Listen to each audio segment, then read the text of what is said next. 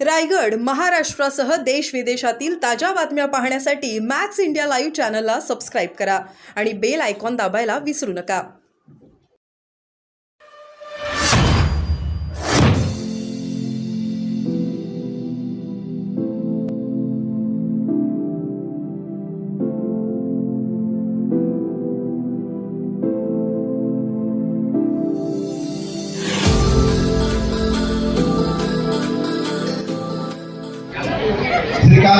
श्रीकांत शिंदे साहेब, सन्माननीय व्यासपीठ आणि सर्व कार्यकर्ते बंधू भगिनी, आपल्या या पदाधिकाऱ्यांच्या बैठकीला मेळाव्याला उपस्थित आपल्या समोर बोलणार आहे.